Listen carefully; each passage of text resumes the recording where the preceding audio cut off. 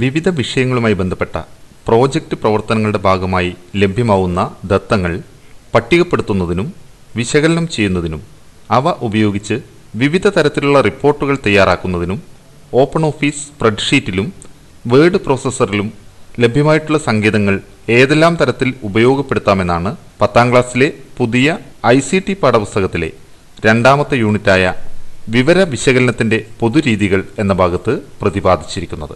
വലിയ പട്ടികകൾ തയ്യാറാക്കുമ്പോഴുള്ള അസൗകര്യങ്ങൾ ഒഴിവാക്കുന്നതിനായി സ്പ്രെഡ്ഷീറ്റിലെ ഡാറ്റ ഫോം എന്ന സങ്കേതം ഉപയോഗപ്പെടുത്തുന്ന രീതി പാഠപുസ്തകത്തിൽ വിശദീകരിച്ചിരിക്കുന്നു.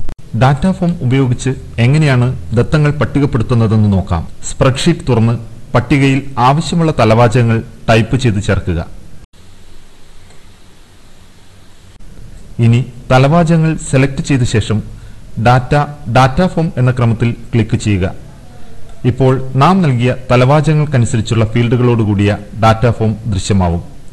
ഇനി ഓരോ ഫീൽഡിലായി ഡാറ്റ ടൈപ്പ് ചെയ്യാം.